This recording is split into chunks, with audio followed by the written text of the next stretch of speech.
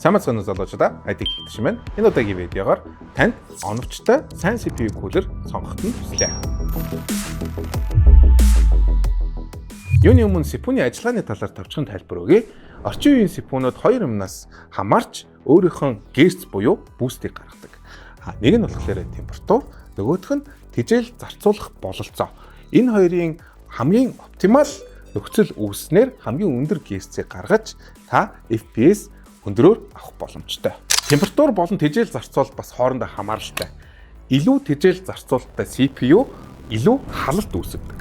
Тэгэхээр бид нэр тэрхүү зарцуул дээр байгаа гаргах температурыг дийлэх кулер сонгох нь хамгийн ихэнд шаардлагатай. Тэгэхээр бид нэр i5, i7 юм уу, Ryzen 5, Ryzen 7 CPU-ний дундаж загварыг сонгох юм бол өндөр үзүүлэлттэй кулер болон их тэжээлийг шингээж чаддаг кулер сонгох шаардлага. Харин эсвэргээрээ i9 болон Ryzen 9 дээр бид нэр илүү том кулер эсвэл илүү тэжээл температурыг даах чадвартай кулер сонгох нь зүйтэй. Бид энэ удаад яасан бэ гэхээр өндөр температуртай их тэжээл зарцуулдаг CPU-г ямар кулерээр хөргөж болохыг тестэлж үзсэн байна. Тест нь маань дөрвөн төрлийн кулер оролцсон. Нэг нь бидний өөрийнх нь тест бенчэн дээр ашигладаг Valkyrie-гийн B360. Valkyrie B360 нь өөрөө 300 Вт дийлэх чадвартай учраас бид нэр бол CPU-г хөргөж дийлэн гэдгийг бол мэдчихсэн. Тэгээд түүнээс дээш бол мэдээж хязгаараагүй. Тэгэхээр бид нэр тэрнээс үнэтэй кулер шалгах шаардлагагүй гэж үзсэн. Харин түүнээс доош гэх юм бол бид нэр агаарын кулерийг 3 төрлөөр тестэж үзсэн байгаа. Нэг нь Thermalright-ийн PA120AC буюу манай дэлгүүрийн best seller кулер. Мөн нөгөө талд нь болохоор Riventech буюу шинэ хятадаас гарсан брендийг нэг нь LCP fan буюу Liquid Crystal Polymerтэй арай жоохон илүү чанартай сенстэй Dual Tower, мөн Riventech-ийн арай энгийн NK620 Pro энгийн сенстэй Dual Tower-ыг сонгосон байгаа. Ямар CPU сонгож тестэлсэн бэ гэхээр Ryzen 9 9950X-ийг сонгосон.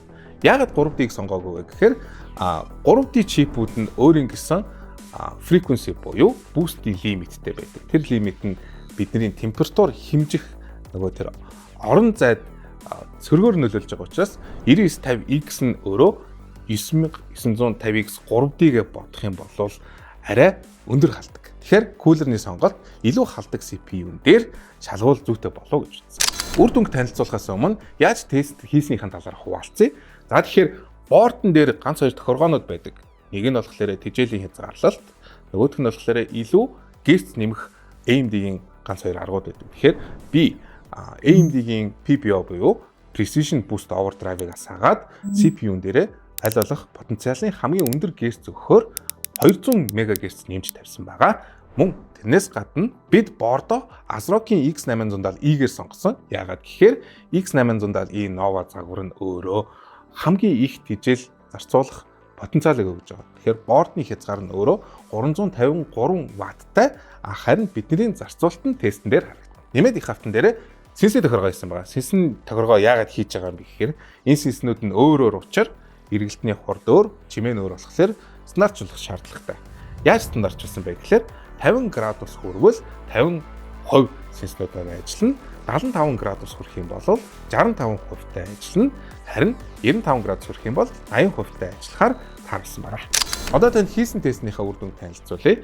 Бид 2026 онд гарсан Cinebench дээр тестэлсэн байгаа. Тэгэхээр тест нь мэдэх ёстой биднэрт 3 үзүүлэлт байгаа. Тэр нь температур, ватт болон герц. Биднэрт хамгийн сонирхолтой зүйл нь бол герц. Ryzen 9 9950X-ийг Valkyrie B360 шингэн кулертэй хослуулахад 5238 МГц гаргаж байгаа ба бусад агаарын кулерүүд нь 5217-оос 19-ийн хооронд гаргасан. Энэ CPU-ний ватт температурын хамаарлаас шалтгаалж бага халалттай байх юм бол илүү тэжээл зарцуулснаар хурдан герцтэй ажиллах боломжтой. Температурын хувьд 9950X нь 91.6 градус хүрэхэд Valkyrie B360 хөргөөж дийлсэн. Харин агаарын кулерүүд маань 95 градус хүрч хязгаарлуулсан. Гэхдээ энэ 4 градусны зөрөө болон 30 Вт-ны зөрөө нь өөрөө 20 МГц-ийн ялгааг гаргаж байгаа учраас агаарын кулерүүд нь хөргөж дийлж байгаагаас өөрчлөгөө. Ингээд тестүүд нь дуслаад та эндээс юу ойлгож авч болох вэ гэхээр таны CPU 250 ватт юм уу түүнээс доош ашиглаж байвал танд агаарын кулер байсан ч хангалттай байхаар байна. Харин та Cinebench шиг ойролцоо тэжээл зарцуулалттай блендер юм уу рендер ажил хийдэг байх юм бол шингэн кулер танд илүү тохиромжтой байх болно. Харин зүгээр л тоглодог бол мөнгө хэмнээд агаарын кулер сонгох боломжтой. Ерөнхийдөө яагаад энэ тестийг хийсэн бэ гэхээр Riven-Tech гэсэн энэ брендийн шинэ хоёр кулерийг манай бестселлер болох Thermalright-ийн PA120 AC-тэй харьцуулж шалгах байсан. Энэ дундаас онцлог кулер нь NK620. Энэ кулер яагаад миний хүлээлтэд хүрсэн бэ гэхээр Thermalright-ийн PA120 AC-тэй харьцуулах юм бол илүү царайлаг heat pipe-ийн өөр ингэсэн тагтай мөн RGB-ийн ханаад агаад бас асдаг. Үүний хувьд гэх юм бол PA120 AC-ийн RGB загвар нь 160K, энэ хар систем болохоор 140 мянга, харин Riven-Tech-ийн NK620 нь бараг цагаар 100-аас 110 хооронд зарагдана. Тантай цог хайтек хийгдэж байла.